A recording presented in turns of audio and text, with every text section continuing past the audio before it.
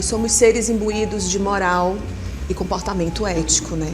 Informação é uma coisa, opinião é algo totalmente diferente.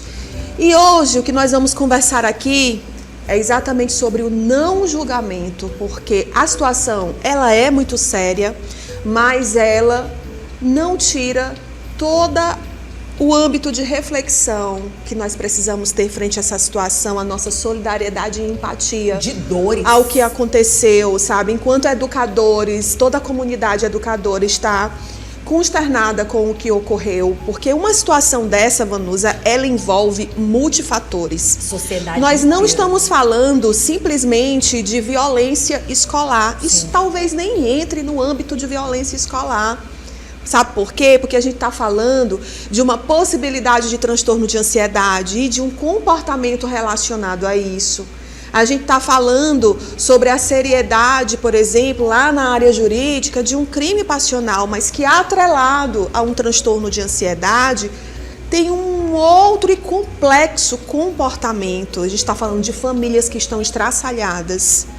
Entende? Isso ontem me pegou de cheio. Na verdade, né? uma semana de muitas dores. De muitas dores. Foi então, uma assim, semana inteira de muitas dores. A gente não pode, um problema não faz o outro ser esquecido. Exatamente. E a sociedade, viu, Andréia, tirando um pouquinho sua fala, a sociedade tem que entender que uma dor é uma dor e outra dor é outra dor. A gente não pode esquecer o que está acontecendo na sociedade. A gente tem que levar muito a sério. Quando eu falo dessas violências que acontecem, a gente está falando uma violência no geral. Essa semana foi uma semana de dores. Você sabe quantas famílias estão sofrendo nesse exato momento? Porque muitas vezes as pessoas analisam o acontecimento, Sim. mas as pessoas não analisam as dores. São muitas dores. São muitas dores. E assim, nós estamos vivendo uma era muito complexa, que é a era do imediatismo. A notícia chega rápido, a informação ou a desinformação também chega rápido. A gente fica especulando, por exemplo. De ontem para hoje, muita coisa já foi especulado nesse último acontecimento em relação aos adolescentes. Entendeu? Então, assim, esse universo especulativo, ele não nos ajuda de forma alguma. Principalmente porque nós precisamos esperar a apuração dos fatos, das pessoas competentes que estão apurando o que aconteceu, que muitas vezes atrapalham, que envolve a área jurídica, que envolve o setor de intervenção, a equipe multidisciplinar, que envolve a escola.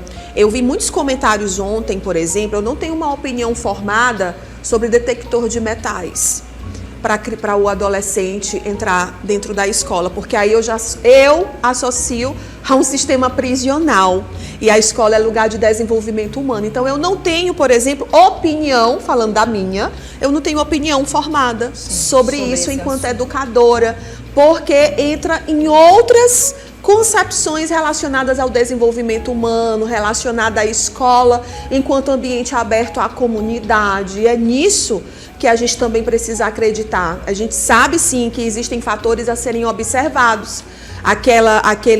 O isolamento social, a irritabilidade, né? O contato com a família, né? Saber o que acontece com o seu aluno extra-escola, se seu aluno tem necessidades específicas, dificuldades ou transtornos, se existe ali uma conversa, um diálogo, uma ponte, né? Um tripé entre equipe multidisciplinar, escola e família. Então, assim, observe que eu estou trazendo fatores muito complexos para a gente tecer opiniões simplistas a respeito do que aconteceu. Andréia, quando você fala assim, a gente entra em todas as situações de jovens e violência. Porque, Sim. assim, é o que você falou. Nesta semana tivemos vários tipos de violências. Sim. Né?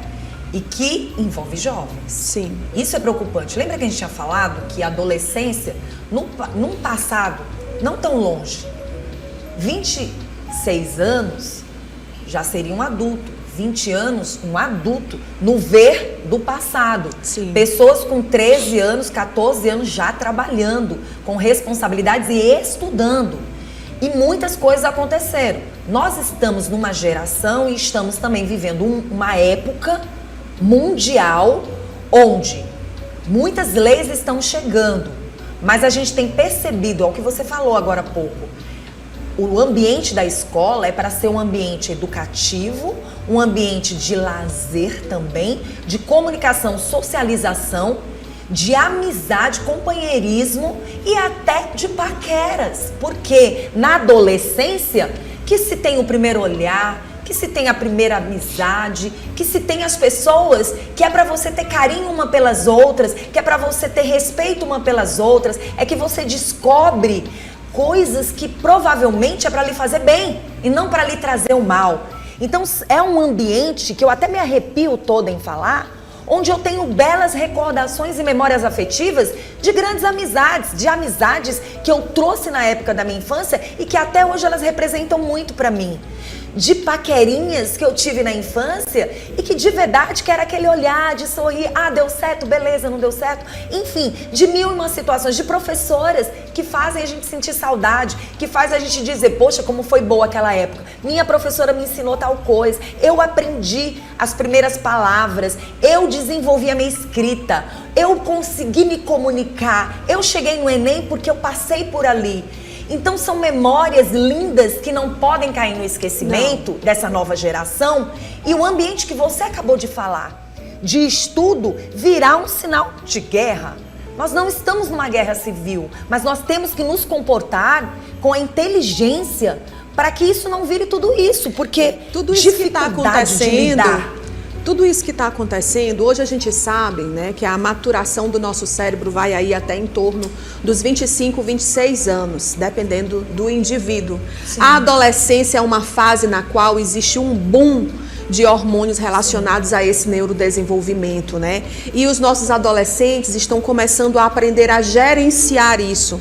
Então é muito difícil, é por isso que lá na fase da adolescência a gente tem aquele adolescente mais irritado, aquele adolescente hiperreativo, é agora, se não for agora o mundo vai acabar. E eles estão aprendendo, eles estão aprendendo a lidar com esse imediatismo. Quando a gente associa tudo isso que é biológico, que vai acontecer com todos os nossos adolescentes em dada época, em dada etapa, fase do neurodesenvolvimento, a um possível transtorno de ansiedade, seja qual for esse transtorno, a gente tem uma hiperreatividade maior, as emoções, elas tomam uma proporção muito maior e o comportamento relacionado a isso é um comportamento que a gente pode não prever. Exatamente por isso a necessidade da gente olhar mais pra gente. A necessidade de nós sermos mais presentes. Eu não estou aqui dizendo que as famílias não são presentes, porque está todo mundo hoje, sim, famílias, escola, toda a sociedade. Olha aqui o Bom Dia News, a Vanusa, que sempre muito preocupada com o desenvolvimento humano, sempre muito preocupada com a educação. A gente está aqui sempre trazendo reflexões a respeito disso. Isso é uma preocupação. Quer dizer que as coisas vão acontecendo e nós vamos conversando sobre o que tem acontecido e, enquanto sociedade, tecendo estratégias, fazendo uma reflexão de maneira empática, trazendo o que seria um julgamento para um pano de fundo mais distante, porque esse momento de agora é momento de fato da gente olhar mais para a gente, refletir sobre o que tem acontecido e, enquanto famílias, enquanto escola, tomarmos esse leme. Entende? Enquanto sociedade também, porque a gente vai confundindo as coisas que vão chegando. Eu vou falar de um tema polêmico, que é a disciplina positiva, né? O nosso cérebro, ele precisa de reforço positivo. Isso é uma coisa. A gente não pode confundir disciplina positiva com permissividade. As nossas crianças, os nossos adolescentes, eles precisam de uma condução que seja em cima de uma trilha, que tenha limites, que tenha regras estabelecidas. É a fase na qual eles mais precisam. Então, quando o ambiente relacionado à disciplina positiva acontece de maneira equivocada, aí a gente vai encontrar um indivíduo que não vai saber lidar com seus sentimentos, que não vai saber lidar com a recusa de alguém, que não vai saber lidar com a recusa de um chefe.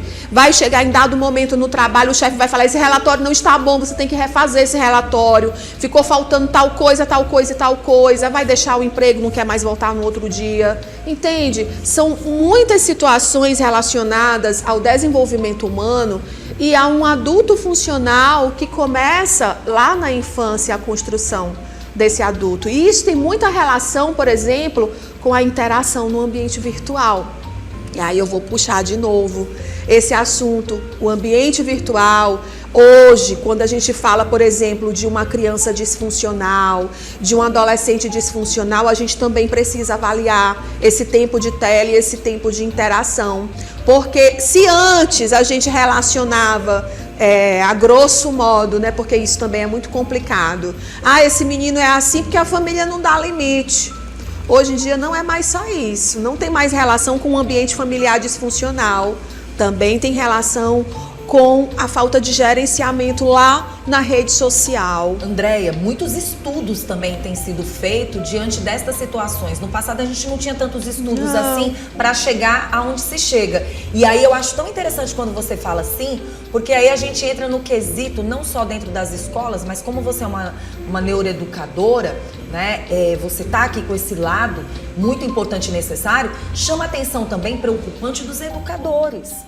Né? Porque assim, já é difícil para os educadores levarem a prática escolar, a prática do ensino, muitas vezes dentro de sala de aula, quando o assunto é estudo.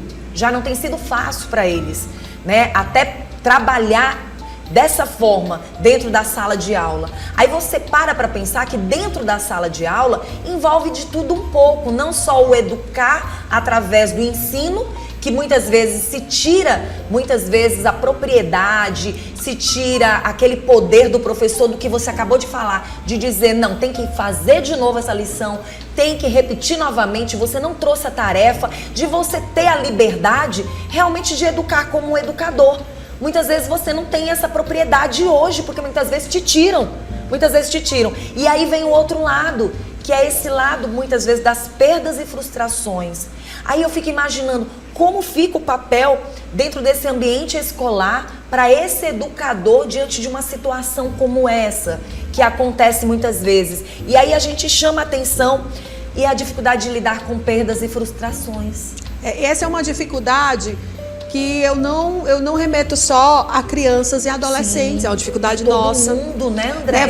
Você sempre observa alguém que tem uma dificuldade de aceitar um não, uma recusa, que tem essa dificuldade na interação social. Perdeu limites, né? Hoje, os dados relacionados às demissões, eles estão mais relacionados às habilidades sociais do que a currículo. A pessoa tem um ótimo currículo, mas a habilidade social lá embaixo.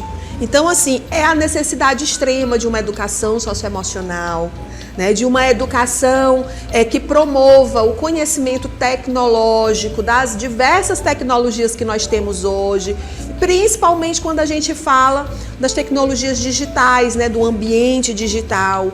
Tudo está muito misturado hoje, e hoje nós não temos um programa, né? Digamos assim, de como reagir, se comportar, de como trilhar melhor esses caminhos, porque nós estamos vivendo, de fato, uma quebra de paradigmas, né?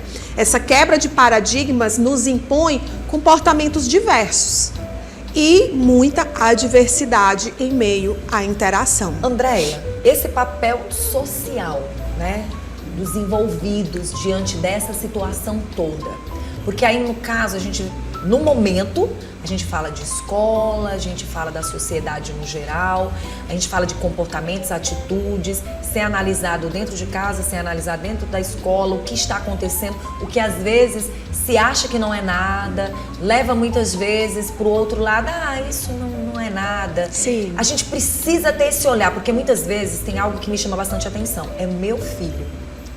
Meu filho, eu eduquei assim. Só que a sociedade muitas vezes não entende que hoje nós educamos os nossos filhos. Mas a sociedade também ajuda nessa educação. E muitas vezes as situações, os ambientes. Vamos falar de amizades, de tudo, de envolver tudo. A conversa, a tecnologia, o que você está vendo, como está vendo. Porque assim, você é uma neuroeducadora. A gente traz psicólogos aqui. Trazemos profissionais de várias áreas de saúde, psicólogos de todos os tipos, né? Fisioterapeutas. Vivemos batendo na tecla de que eu trago essa profissional para ela falar algo. Mas o que me deixa mais assim preocupada é o que as redes sociais te entregam totalmente o contrário do que um profissional habilitado muitas vezes fala. E ele tem ele não tem só a técnica, ele não tem só o lado dele, o entendimento, mas ele estudou e ele entende do assunto. Muitas vezes você vê de forma jogada a informação. Isso me preocupa. Isso é preocupante, porque assim, todo mundo hoje tem acesso à informação, o que é muito bom. Isso é benéfico para todos nós enquanto sociedade. Mas eu preciso, enquanto indivíduo, entender que determinadas informações eu preciso de uma referência. Eu preciso de uma pessoa que pesquise aquilo em específico. Hoje as pessoas, elas querem muito saber de tudo. Ah, porque eu estudo sobre isso, eu falo sobre isso, eu faço isso. Você vê assim que está tendo uma confusão muito grande, né? Todo mundo hoje é um pouco de tudo. E nesse um pouco de tudo, a gente acaba fazendo nada, né? Deixando muitas lacunas. E isso é preocupante no sentido de que aquele profissional que tem aquele campo de atuação, que pesquisa sobre aquilo, e aí eu vou de novo enfatizar a referência. Outro dia eu me assustei porque eu vi uma pessoa que eu conheço e essa pessoa estava vendendo um produto que eu desconheço na formação dela. Então eu fico muito preocupada com esse senso ético. Por quê? Porque na internet você pode ser quem você quiser. E aí nós temos as influencers, né, que vendem comportamento. Nós temos as influencers que vendem produtos milagrosos e as pessoas acreditam, né? Até hoje todo mundo cai no golpe do... Todo mundo não, né? Porque todo mundo é muito simplista, mas muita gente cai no golpe do Pix. Para você perceber o quanto nós ainda não fomos educados digitalmente, precisamos, e emocionalmente.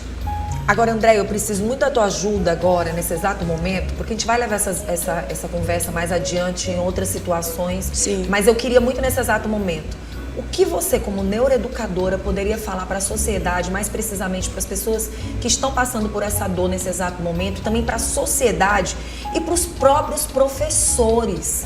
Porque parece que ninguém está olhando esse outro lado, né? Sim. A formação de professores, ela sempre foi muito necessária, né? Principalmente agora, da pandemia para cá, que acelerou-se esses processos relacionados às plataformas digitais. E a bem da verdade é que nós não tivemos essa formação lá na academia. Então, todos nós estamos aprendendo no processo. Hoje nós vivemos a era do imediatismo, então as pessoas muitas vezes exageram tanto nas opiniões quanto nos julgamentos. Ou seja, pessoas maravilhosas que você conhece podem ter comportamentos intolerantes, podem dizer palavras duras, levadas, né, pela falta de gerenciamento da frustração, né, pela falta de exercitação da inteligência emocional, que são coisas novas, que são coisas que nós estamos aprendendo. O que nós precisamos entender enquanto sociedade é que essa ferramenta que hoje parece estar moldando o mundo, ela é moldada por nós. E que é uma ferramenta que nós precisamos utilizar em favor da nossa transformação. Nós não podemos perder a vista do senso crítico, desenvolvimento humano. Por mais que os processos se acelerem, o nosso cérebro ele se desenvolve do mesmo jeito, ele não está acelerado. E está. Quando eu digo que está, eu estou fazendo referência aos transtornos de ansiedade, que tem relação, né, com essa vida acelerada que nós estamos tendo, a saúde mental, que nunca foi tão discutida como agora. Nós não estamos discutindo saúde mental porque o perigo da doença vai chegar. Nós estamos discutindo porque nós já estamos em convulsão relacionada a isso, né? Quando a gente discute a era digital, a gente está discutindo os comportamentos disfuncionais que nós temos à mesa. Né? Então, assim, são coisas que já estão acontecendo. Quando nos é preconizado, por exemplo, no ambiente escolar, uma educação socioemocional não é uma prevenção, é uma ação, porque já está acontecendo. Então, assim, essas rupturas, elas causam comportamentos adversos e nós não podemos esquecer de olhar para o nosso semelhante, de olhar para a gente, de olhar para o nosso ambiente doméstico. O nosso cérebro, ele precisa de modelagem concreta. A nossa criança, ela vai aprender no ambiente prático familiar, a tecer relações, a perceber sentimentos. O nosso rosto, ele demonstra muitos sentimentos, as nossas expressões faciais. Na tela, as nossas crianças não têm acesso a isso. Elas precisam desse acesso, Verdade. sabe? Para ler. o que está acontecendo e não é prejudicial a gente limitar as nossas crianças e os nossos adolescentes a obedecer regras específicas. A gente nasce de um par experiente exatamente para isso. Todos os animais fazem isso. Nós também precisamos fazer. André, antes da gente terminar essa conversa, que levaria o dia inteiro e a gente ainda teria muitas coisas, né? Muitas informações para passar e para receber. O que chama bastante atenção é que todo mundo é muito adulto, mas na hora que o problema chega, todo mundo é muito criança. Também. Os comportamentos são bem diferentes quando a ficha cai, Sim. Né? E aí a gente chama atenção que emoção é emoção. Sim. Nem sempre a emoção acompanha a razão. E muitas vezes se fala o que o coração tá cheio e que veio dessa mente para cá, porque são muitas informações. Exatamente. Isso também é muito sério, né? Exato. Você imagina isso nos nossos adolescentes, né? Porque o córtex pré-frontal, aqui, ó, córtex pré-frontal, ele é o responsável pelo gerenciamento das emoções e tomadas de decisão. Então, esse gerenciamento, ele é aprendido ao longo da exposição. Os nossos adolescentes, que às vezes a gente cobra, você já devia ter feito isso, eles estão aprendendo a fazer isso, mas eles precisam de um exemplo, eles precisam de um ambiente claro e específico para aquele tipo de comportamento. E um pouquinho de medo. Sim. Esse medinho tem que existir. Todos nós temos esse receio que faz parte, né, de superar o desafio. Nem tudo é para avançar, às vezes é para recuar. Exatamente. Ter aquela consciência, porque quando você tem essa participação dos pais, de uma certa forma, em ajudar a mostrar que nem tudo é tão fácil assim, também cria uma certa preocupação em querer muitas vezes avançar. Se pensa um pouquinho, mas minha mãe, meu pai, né, enfim.